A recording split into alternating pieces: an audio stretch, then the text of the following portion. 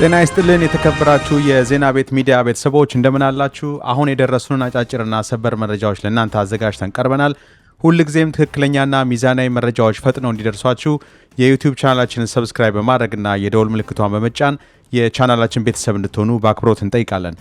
ወደ ሰበር መረጃዎቹ ስናልፍ በቅድሚያ የምታደምጡት መረጃ አንድ ዓለምን ጉድ ያሰኘ መረጃ ወጥቷል። ይህም በቬኔዙዌላ የምድር መንቀጥቀጥ ከፈራረሰው ፍርስራሽ ውስጥ አንድ ሰው ከ8 ቀናት በኋላ በህይወት ተገኝቷል።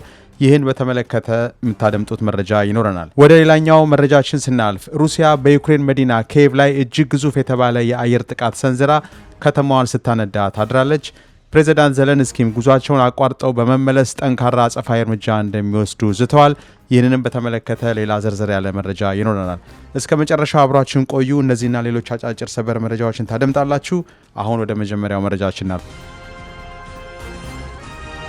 ወደ መጀመሪያው መረጃችን ስናልፍ በቬኔዙዌላ በተከሰተው አስፈሪ የመሬት መንቀጥቀጥ ምክንያት ሙሉ በሙሉ ከፈራረሰ ህንፃ ፍርስራሽ ውስጥ ያለምንም ምግብና ውሃ ከቆየ በኋላ በህይወት መገኘት ችሏል። የአደጋ ጊዜ ሰራተኞች ሌሊቱን ሙሉ በፍርስራሽ ውስጥ የነፍስ አድን ስራ በማካሄድ ላይ ሳሉ ይህንን ሰው በተአምር በህይወት ሊያወጡት የቻሉ ሲሆን ክስተቱን በአገሪቱና በመላው ዓለም ላይ ታላቅ ተስፋንና መደነቅን የፈጠረ እጅግ አስገራሚ ክስተት ሆኗል። በህይወት የተረፈው ግለሰብ ጌርናንድ ሂል የሚባል ሲሆን የእሱ መትረፍ የተሰማው በአደጋው ምክንያት የሞቱ ሰዎች ቁጥር እየጨመረ መምጣቱና በኢኮኖሚ ቀውስ የደከሙት የሀገሪቱ ተቋማት ላይ የህዝቡ ተቃውሞ በበረታበት ወቅት ነው። በቬኔዙዌላ መንግስት መረጃ መሰረት እስከ ረቡዕ ድረስ የሟቾች ቁጥር 2295 የደረሰ ሲሆን ቁጥሩ አሁንም ሊጨምር እንደሚችል ይጠበቃል። በአደጋው ክፉኛ በተመታችው በላጉዌራ ግዛት ውስጥ ኤርናንን ከፍርስራሽ ውስጥ ለማውጣት የተደረገው ጥረት የብዙዎችን ቀልብ ስቦ ቆይቷል። አዳኞቹ በቱቦ አማካኝነት ውሃና ፈሳሾችን እያቀረቡለት በህይወት እንዲቆይ ባደረጉት ወቅት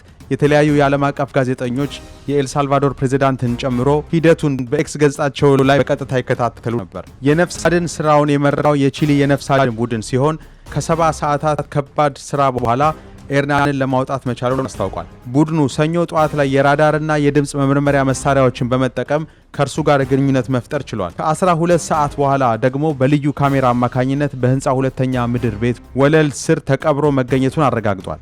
በፍርስራሹ ውስጥ የነበረው ኤርናን በህንፃ ውስጥ በጥበቃ ሰራተኝነት ያገለግል የነበረ ሲሆን የህንፃው ምድር ቤት ሲናድ እርሱ የነበረበት የጥበቃ ክፍል ላይ ተደርምሶበታል።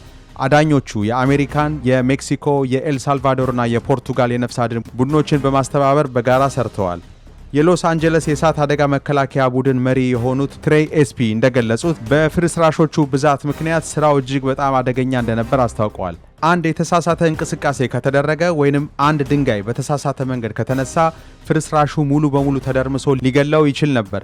ሌላ የመሬት መንቀጥቀጥ ቢመጣ ኖሮ ደግሞ አካባቢው ላይ ያሉትን ሰራተኞች በሙሉ ይፈጃቸው ነበር ብለዋል። በመሆኑም አዳኞቹ ፍርስራሾቹ እንዳይናድ በአካባቢው ላይ ጥንቃቄ እያደረጉ ድንጋዩን አንድ በአንድ በእጃቸውና በባለሙያ መሳሪያዎች እየቆፈሩ ረቡዕ ምሽት ላይ ወደ እሱ ለመጠጋት በቅተዋል። ኤርናን ከመውጣቱ በፊት በህይወት ስለመትረፉ እርግጠኛ ባለመሆኑ ምናልባት ሳልተርፍ ብቀር በሚል ስጋት በህይወት መኖሬን ለባለቤቴ እንዳትነግሯት ብሎ ጠይቆ ነበር። ሆኖም ሐሙስ ጠዋት 3 ሰዓት አካባቢ በሰላም ወጥቶ ወደ ሆስፒታል የተወሰደ ሲሆን በአሁኑ ወቅት በጥሩ ጤንነት ላይ እንደሚገኝ ተገልጿል። የኤርናን ባለቤት እሱን በህይወት የማግኘት ተስፋ እንደሌለው ቀድሞ የተነገራት መሆኑን አስታውሳ አሁን መትረፉ ግን ትልቅ ተአምር መሆኑን ገልጻለች። የኤርናን ባልደረባ በበኩሉ ኤርናን ሊተርፍ የቻለው በህንፃው ውስጥ በህንፃው አቅራቢያ የነበረው የውሃ ታንከሮች የህንፃውን መደርመስ ተቋቁመው ትንሽ የእንቅስቃሴ ቦታ ሰጥተውት እንደሆነ ይገምታል። በቺሊ ሀገር የሚኖረው ወንድሙ ደግሞ በቴሌቪዥን ፕሮግራም ላይ ቀርቦ እንባውን እየጠረገ ታላቅ ጭንቀት ነበር፣ ነገር ግን መጨረሻው ደስ የሚል ሆነ ሲል ስሜቱን ገልጿል።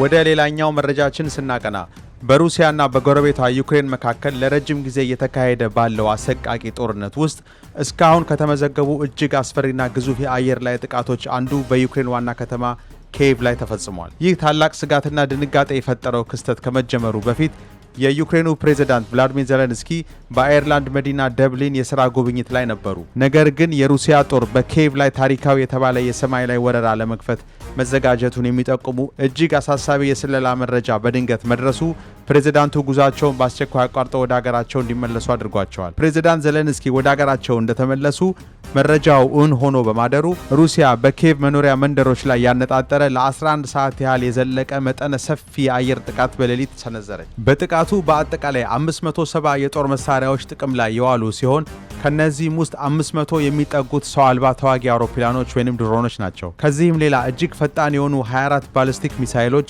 መሬት ለመሬት የሚጓዙ 50 ክሩዝ ሚሳይሎች እና 4 ሃይፐርሶኒክ ሚሳይሎች ከተማዋ ላይ ሲዘንቡ አድረዋል። ይህ ሰማይና ምድርን ያናወጠው ጥቃት በከተማዋ ውስጥ በ36 የተለያዩ ቦታዎች ላይ ከባድ ውድመትን አስከትሏል። በከተማዋ እምብርት በሚገኘው ሼፍቼንኮ መንገድ ላይ አንድ የሆቴል ጣራ ሲቃጠል፣ በአንድ ባለ 9 ፎቅ የመኖሪያ ቤት ህንፃ ላይ የደረሰ ቀጥተኛ ምት ደግሞ 6 ፎቆች በአንድ ጀንበር እንዲደረመሱ አድርጓል። የከተማዋ ከንቲባ እንደገለጹት እስካሁን ከተፈጸሙ ሁሉ እጅግ ግዙፍ የጠላት ጥቃት ሲሉ የገለጹት ሲሆን የአገሪቱ የውጭ ጉዳይ ሚኒስቴር በበኩላቸው መዲናዋ ኪየቭ አስፈሪ የጭንቀት ሌሊት ማሳለፏን በሐዘን ገልጸዋል። ይህ የሩሲያ የጭካኔ ጥቃት ቢያንስ 27 ሰዎችን ወዲያውኑ የገደለ ሲሆን ከ90 በላይ የሚሆኑ ሰዎችን ደግሞ የአካል ጉዳት አድርሶባቸዋል።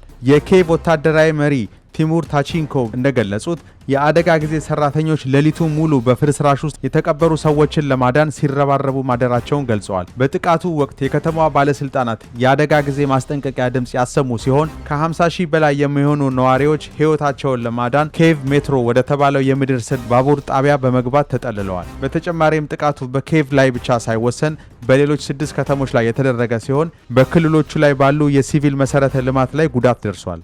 በአሁኑ ወቅት በከፊል በፈረሰው የመኖሪያ ቤት ህንፃ ቦታ ላይ ተገኝተው በጉብኝት ላይ ያሉት ቭላዲሚር ዜሌንስኪ አገራቸው ለዚህ ጥቃት ጠንካራ አጸፋ እርምጃ እንደምትሰጥ በቁጭት ዝተዋል። ፕሬዝዳንቱም አያይዘው ዩክሬን ራሷን እንድትከላከል በአስቸኳይ የአየር መከላከያ መሳሪያዎች በተለይም የአሜሪካን ሰራሽ የሆኑት በአየር ላይ የሚመጡ ሚሳይሎችን መጥቶ የሚያወድሙት የፓትሪዮት ሚሳይል መከላከያ ስርዓት ፈቃድ እንዲሰጣቸውና የአሜሪካ መንግስት ሌሎች ትብብር ውሳኔዎችን በፍጥነት እንዲያስተላልፍ በከፍተኛ ተስፋ ጥሪያቸውን አቅርበዋል። በመጨረሻም ወደ አጫጭር ሰበር መረጃዎቻችን ስናልፍ በመጀመሪያ የምናገኘው መረጃ በዲሞክራቲክ ሪፐብሊክ ኦፍ ኮንጎ ውስጥ ከባድ የኢቦላ ወረርሽኝ በመስፋፋቱ ከ400 በላይ የሚሆኑ ሰዎች ህይወታቸው ማለፉ ተነግሯል። የጤና ባለስልጣናት ይህንን አስደንጋጭ መረጃ ሲያብራሩ ከኪሳንጋኒ ዋና ማዕከል በ100,000 ኪሎ ሜትሮች ርቃ ወደምትገኘው ዋና ከተማ ቫይረሱ በመግባቱ ይህ ወደ ትልቅ ከተማ ማዕከል መስፋፋት ቫይረሱን ለመቆጣጠር ከባድ እንደሚያደርገውና ለተጨማሪ ስርጭት እንደሚያጋልጥ ስጋታቸውን ገልጸዋል። በሌላ ዜና ኢራን በመጀመሪያው ጦርነት ቀን ላይ በአየር ጥቃት ህይወታቸው ያለፈውን የሃይማኖት መሪያቸውን አያቶላ አሊ ሀሚኒን የቀብር ስነ ስርዓት እያዘጋጀች መሆኑን ተናግራለች። አገሪቱ ቅዳሜ በሚጀመር የ3 ቀን የሽኝት ስነ ስርዓት ያዘጋጀች መሆኑን አስታውቃ ባለስልጣናት እጅግ በጣም ብዙ የሚሆኑ ሰዎች ወደ ከተማ እንደሚመጡ አስታውቀው ከ15 እስከ 20 ሚሊዮን የሚሆኑ ሰዎች እንደሚሰበሰቡ ግምት ውስጥ በማድረግ አሜሪካና እስራኤል ማንኛውንም አይነት ጥቃት ለመሰንዘር እንዳያስቡት በግልጽ አስጠንቅቃለች። በተጨማሪም የቀብር ስነ ስርዓቱ ከተጠናቀቀ በኋላ ቴሄራንና ዋሽንግተን ወደ ድርድራቸው እንደሚመለሱ ኢራን ጨምራ አስታውቃለች። በመጨረሻም በደቡብ አፍሪካና በጋና መካከል ዲፕሎማሲያዊ አለመግባባት ተቀሰቀሰ። ለዚህ መነሻ የሆነው በአገሪቱ በተነሳው የስደተኞች ተቃውሞ ወቅት ባሺሩ የሚባል የጋና ዜጋ በኬፕ ታውን ከተማ በጥይት ተመቶ ተገሏል የሚል ክስ በጋና የውጭ ጉዳይ ሚኒስቴር በኩል በመቅረቡ ሲሆን የደቡብ አፍሪካ ፍትህ ሚኒስቴርና የውጭ ጉዳይ ሚኒስቴር ክሱን ፍጹም የተፈበረከ ተረት እና የተሳሳተ መረጃ በማለት ውድቅ አድርገውታል። ለዛሬ ያዘጋጀንላችሁ መረጃዎች እነዚህን ይመስሉ ነበረ። ከሰዓታት በኋላ በሌሎች መረጃዎች እንደገና እንመለሳለን። እስከዛው በያላችሁበት ሰላም ዋሉ።